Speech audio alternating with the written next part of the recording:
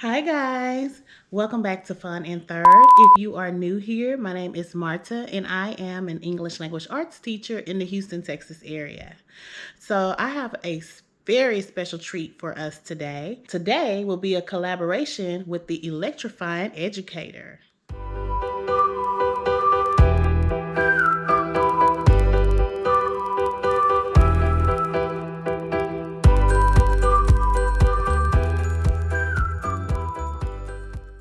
Thank you so much for visiting my channel. Don't forget to subscribe and hit the notification bell so that you won't miss any future videos. So there is a jam-packed video for you guys today. I am super excited that today we're going to be talking about culturally responsive teaching and equity in the classroom with the Electrifying Educator. So I am on the Electrifying Educator's page. If you have never visited her, this is her page with all of her listing of videos. As you can see, I am already subscribed, so go ahead and click that subscribe button and the notification bell so that you can be aware of all of her videos. So on today's video, you'll see an introduction and then a dispelling of myths and stereotypes. Then we will move into part one with me, Fawn, in third, where I will cover activities that you can actually do in your classroom with the elementary level of student. Then, if you want to see part two, which is the secondary level, you're going to go to the Electrifying Educators page. So without further ado, let's go ahead and get started because there's so much for you to see, including books and resources. So I'm super excited. Let's get started. Hi, everyone. My name is Marta, and I am from Fun in Third. If you have seen my channel before, and we have a collaborative call today. Hi everybody. My name is Yamika and I am the Electrifying Educator, and I'm super excited to be collaborating with Fun in Third, Miss Marta today. Yes, I am super excited as well. Today we are going to be talking about culturally responsive teaching, equity in the classroom. Yes, I am super excited to talk about that. We have both been seeing a lot of videos around YouTube and very good discussions as far as what is going on in our world at this time, recent events that's been happening. But what I had not seen, I'm gonna speak for myself, what I had not seen is evidence or basically ideas on what things we can do, because we can talk and have those dialogues all day long, but if we have no actions or no activities, so that's the reason. What is the how? Like, yes, we're having these conversations. Yes, everybody is now aware of the issue, but how do we fix it? How do we go into our classrooms in the 2021 school year and have a real impact for student learning? Exactly. Because without a plan or without some type of way to start those dialogues, then we're just constantly just in a pattern of talking and nothing actually happens. Exactly. So that is the reason for our collaboration. I'm super excited that she is a part of this. And without further ado, let's get started. So the way that we're going to do it is I'm going to talk from the elementary perspective and give some ideas and thoughts.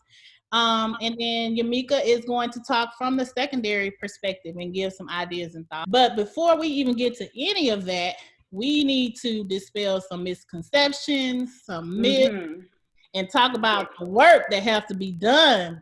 Yes, let's get into that, because I think that is a really big part of the issue. Educating yourself and understanding what do you really need to know about your students of color. What do you really need to know about, their cultural backgrounds and how that can impact the classroom? Right. So I want to start off with a little excerpt that I found in a book, and I'll reveal the name of the book in just a second. And it says, "I am invisible, misunderstood simply because people refuse to see me. like the bodiless heads you sometimes see in a circus sideshow. It is though I am surrounded by mirrors of hard, distorting glass. When they approach me, they see only my surroundings are fragments of their imagination. Indeed, everything and anything except me. And this excerpt is from the book called The Invisible Man, and it's by Ralph Ellison, and it was written in 1952. And it talks about a Black male in a community in the South attending a Negro college from which he eventually gets expelled. So this excerpt kind of ties into a lot of the misconceptions that students, not only African American now, but just students who are in poverty, period, face that when they're in the classroom. That was an excellent excerpt. Yes. So let's talk about some of those misconceptions. Without further ado, let's go ahead and dive right in. So stereotype number 1, people experiencing poverty do not value education. Yes, number 1 misconception, number 1. I want to definitely put it out there that is absolutely not true. And it goes back, way back for hundreds of years, because in order for, and I'm talking about Black people, in order for slaves to come out of their situation, they wanted their children to be educated because they knew that education was one of the ways that they could end the cycle of slavery and sharecropping and all of those things that came along during those times. So education was the way that they were going about breaking that cycle. So how then could you say that people in poverty don't value education? And many times as teachers, they feel because a parent is not as involved as they would want them to be, the parent has no interest in their child's education, but there may be some barriers out there as to why the parent cannot be as active. And instead of us being so judgmental as teachers, we need to take time to understand what those barriers could be. Exactly. And I see that all the time in middle school, especially. Parents begin to back up a little bit and let their kids be a little bit more academically independent. And so they allow their students to kind of take on the ownership of doing their homework and going to tutorials and all of those things that come with going into middle school. And they're working sometimes 2 and 3 jobs. And so I can't come up to the school at 11:30 to meet with you, ma'am, because I'm at work, okay? It doesn't mean I don't value education or my child. I have to work within the circumstances that I am in right now. That's right. Maslow before Bloom. Come on, yes. Hierarchy of needs. Come on now. That's right. Okay, yes. Stereotype number 2. People experiencing poverty are lazy. Yes. Girl, why was that right here in my notes? Yes. Yes, that is absolutely not true. Actually, I find it is more the exact opposite. When you're in poverty, you're working 2 and 3 times the amount because you're having to try to make ends meet. So I'm absolutely far from lazy if I'm in poverty. And let me tell you something. I've been there. I have been without trying on the other side, trying to get my degree and working multiple. When I was in school, I was working 3 jobs, not 1, not 2, but 3 jobs. So I have been there. Yes. So you absolutely are not lazy. Absolutely. And I grew up in a situation like that. My mom was a single mother and she was trying to better herself. So she was going back to college. I was in elementary school and I was, staying between her house and my grandmother's house, and she was working at the same time. My mother was absolutely not lazy, but she never came to a class party. She wasn't a room mom. She sometimes wasn't able to make parent-teacher conferences, but lazy, absolutely not. So this is especially a huge stereotype with parents of African American students. Yes. The truth is, many of these parents, they are working harder. They're at a socioeconomic disadvantage. Exactly. So we just need to have some understanding. Yes, grace. Give your parents and your students grace, because unless you walked a mile in their shoes, you have no reason or right to judge their situation. Our job is to educate, is to make sure that we are providing every student with an equitable education. And so that has nothing to do with whether or not they're in poverty, whether or not they look like this or they look like that. Absolutely. Stereotype number 3, people experiencing poverty are substance addicts. That's good. You know, I've heard teachers say little crazy comments like that when they see the parent coming up to the school to check on their child, but they're not dressed or looking right a certain way. They may say, "Oh well, I wonder if she look high right now." I have actually had a coworker to say that to me about a parent, when in actuality they should be saying, "Oh, I'm so glad that this parent is here to talk to me about this, my student." Yes. It's very unfortunate. And, you know, as teachers, we need to check ourselves. We need to check our little degrees and check your attitude at the door. Yes. Because it's not about you, it's about the kids. Girl, I've heard some crazy comments too. And this was, I didn't even know what to say when I heard this, but one that I was working with at the time made a little comment about, "Oh, I bet you they a crack baby." Yes, I've heard that one too. I have definitely heard that one. What? Did you just, are you an educator? Are you a professional? Did you just say that? Girl, it blew my mind. It blew my mind. And so if that's your thought process, to me, somebody that we didn't even really work closely together. We were just out on duty together at the time. And so we were just having random conversations. They weren't on my team, or, you know, like we weren't close like that. So if you're talking to me like that, somebody that you don't even work in close proximity with, how are you when your door is closed, when you're in that classroom with those students by yourself? Which means you're already biased. Yeah, already biased. And it's not an unconscious bias. This is a conscious bias. So big time. You have this in the front of your mind. And so how can you be really treating your student fairly in your classroom if that's already the thoughts that are swirling around? Right. Exactly. Stereotype number 4, people in poverty are linguistically deficient and they are poor communicators. Yes, that's big, especially I know in the Black community, because, you know, we do have our own dialect. And so, and I am the world's worst about this. I will code switch in a minute, and I will start just being comfortable and talking, Guilty. you know, comfortably. But don't get it twisted, honey, because I can turn on those words when I need to, okay? That's it right. has nothing to do with poverty or my Blackness. Or your confidence, for that matter. Yeah. No, it does not, my diction does not define my intellect. Come on now.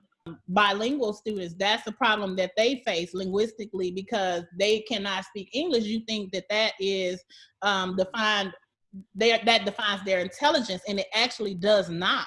Absolutely. You know, because you as the teacher have to take the time to ensure that student is learning what they need to learn concretely first, so that they can be able to communicate effectively with you. It does not define their intellect. Exactly. Absolutely. I definitely agree with that.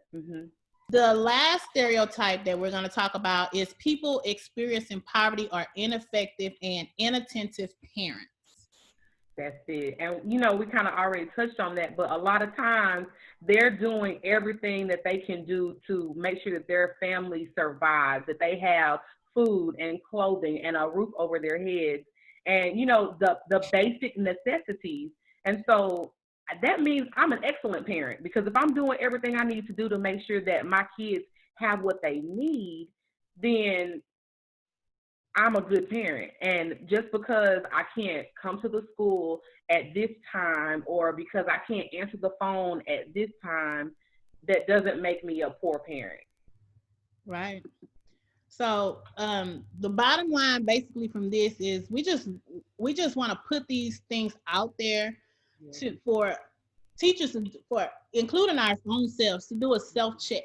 Right. Many times parents are facing barriers that people in higher socioeconomic areas don't face. Like I said, it has to be Maslow before Bloom's. Yes. All of us know as educators about Maslow's hierarchy of needs.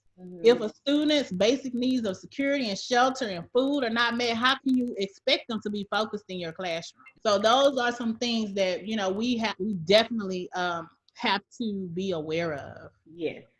We have to check ourselves before we can be most effective for our students. So before we can start any discussion with a student on biases or racism, the work has to be done within our own selves. You need to do a self-check to recognize your own biases and privileges. Just as you should not expect people of color to take the lead in speaking out on racism, you also shouldn't expect educators or other educators to educate you on your own biases. And that does not include, that's not only including Caucasians. It's not about color at this point. It's about teachers. Exactly. Period. And you know what I want to say about that? I think a lot of times the fact that we're professionals is not at the forefront of our schools.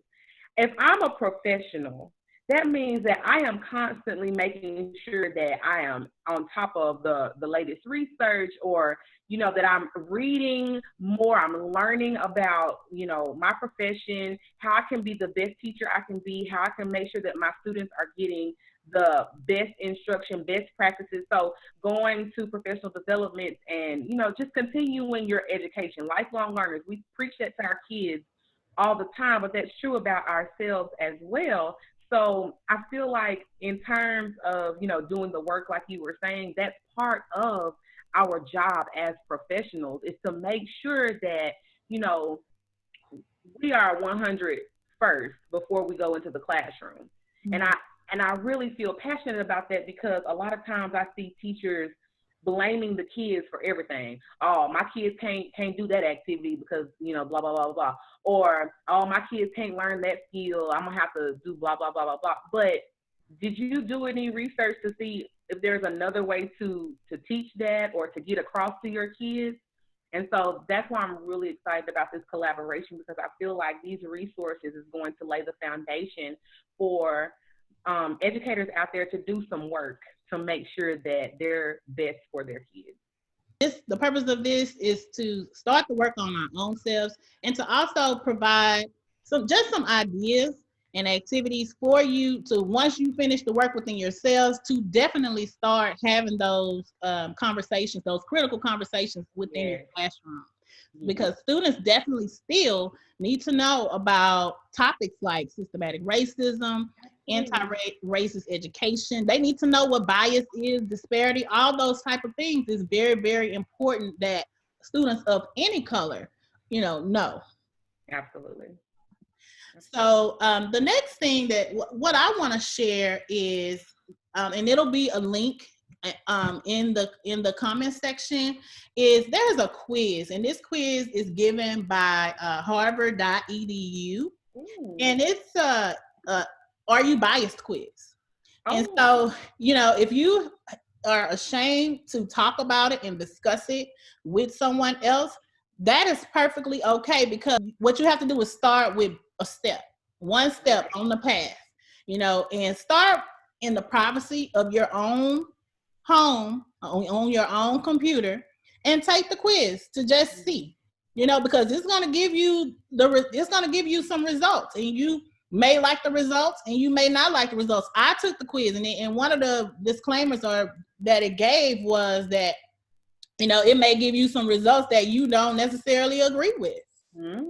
So the link will be in the comment section, and if you feel like you're not sure if you are biased about anything, that's one way to identify, and it's given by harvard.edu. So definitely something that you can look into. That's really awesome. I need to take that, girl, to see. Yeah, I'm gonna put it in the comments. I want to put it in the comments for everyone. Wow. All right. That's what's up. I was also looking for some type of maybe like checklist or something for in the classroom. So what I found, and this is really crazy because it's 10 years old, so there, you know, maybe some things that are outdated, or I really really what I was thinking is, wow, if this is 10 years old and we're still trying to do the work. Mm-hmm. That was really like saying, but I was like, wow, that's crazy that this is a document that's 10 years old and we're still not there. We're still working on this. So, but anyway, it is from Montgomery County Public Schools, and this came out in 2010, and it's a resource for equitable classroom practices. And so what it is basically just a document, and it is kind of like a rubric. So it goes through and it says, like the first one is welcome students by name as they enter the classroom. And I'll talk more about this later on when we start talking about the middle school side of things and some strategies and things that you can do. But it's just basically a rubric, so to speak, of like, okay, here are some things that I can do in my classroom to, like you said, take a step towards having a more equitable environment for students. So I will link that as well. Oh, that sounds good. Yeah. So now we're going to move into just some activities. I'm going to share some activities on the elementary side that you can do with your kids. So the first thing that I found was Brain Pop has a video that's out. And so this video of especially when you're dealing with elementary level children, it's they are really sensitive to information, so we have to be very careful as to how we're presenting things. And so Brain Pop, I actually watched it, and I'll share a little bit of the snippet just to kind of show how it is. Okay, can you see my screen? Yes. This movie explores a sensitive subject. Please watch this movie with an adult and take time to discuss it.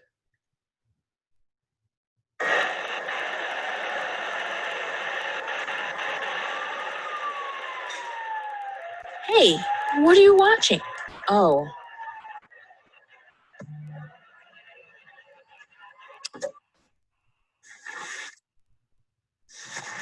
Dear Nat and Moby, why are so many people protesting about racism?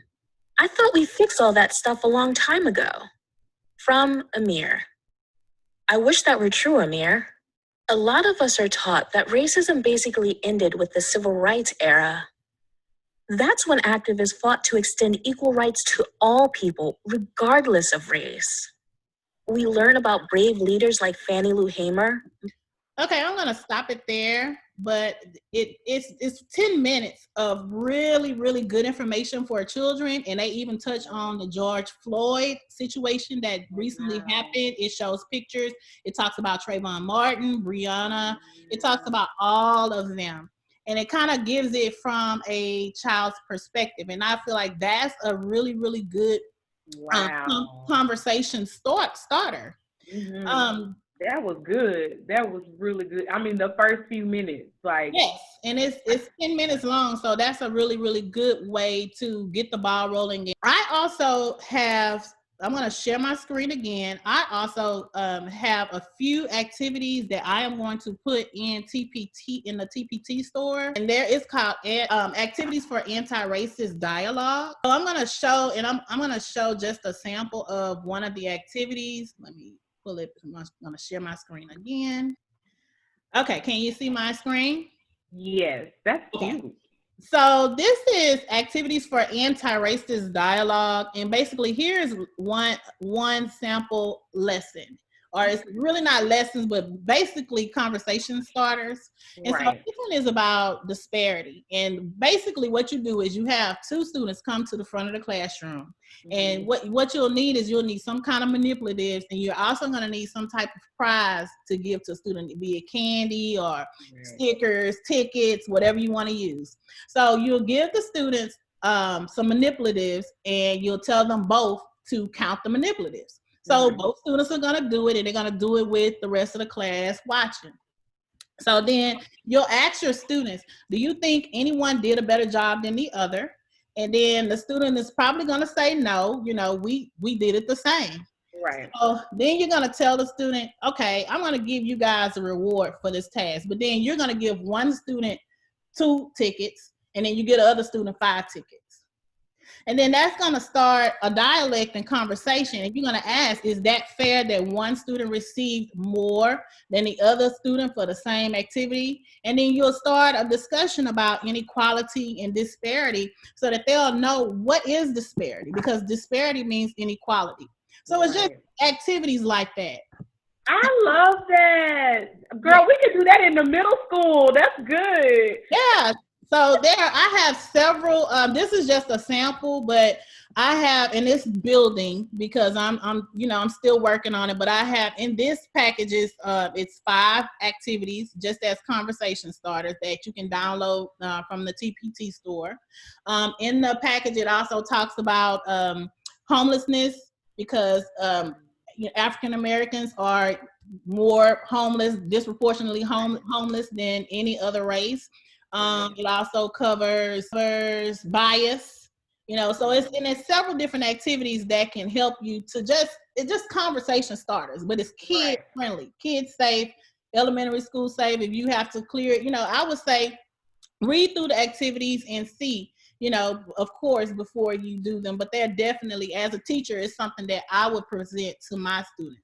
That I really like that. That is an excellent activity. The first book that I want to share is called Reaching and Teaching Students in Poverty, Strategies for Erasing the Opportunity Gap. And this is a book that you can buy right off Amazon, but it really talks about some of those stereotypes. All of the stereotypes that I presented today came right out of this book. And that's something that we all can read and learn about together. It covers way more stereotypes than what we presented. But if I was to keep going, we'd be on a 2-3 hour call. So the next book that I want to share, this book is called Rethinking Multicultural Education, and it's called Teaching for Racial and Cultural Justice. So this is another book. It's also on Amazon that is available. I mean, just resources, it's up to you to go out and find, but I just want to give as much information as I can. Absolutely. There's another book called, this book is Anti-Racist by Tiffany Jewell. I'll put a link to that one. And then another book called Wassup, with all the Black boys sitting in the principal's office. And that book is by Dr. Rashad Anderson. All different books, and then my final suggestion would be, in addition to educating your own self, is to make sure that in your classroom you have books representative of all your students, not just African American students, but all your students. But definitely, if you're in an urban school where you're teaching urban kids, they need to see books that with illustrations that look like themselves. And I'm sure we've been talking about that, and so students need that. Absolutely. It's all yours, Jamika. Wow, guys, wasn't that a jam-packed first half of the video? So if you have any questions, be sure to leave them down in the comments, and I will answer any questions that you may have. Also, regarding the TPT product, you will start off with 5 activities. I am readily making updates as we speak to add more activities. So as soon as those are added, you will be notified, and you can download them, of course, at no cost. I will be making frequent updates to those activities, and each time it's updated, you will be notified, and you can download them absolutely free. So now that we are done with part 1, go ahead and go to the Electrifying Educators channel to see part 2. You don't want to miss it. So if you have any questions, again, please put them in the comments. Also, be sure to check out the resources on the books in the description bar as well. Thank you so much for watching with us today and joining us on a very special collaboration.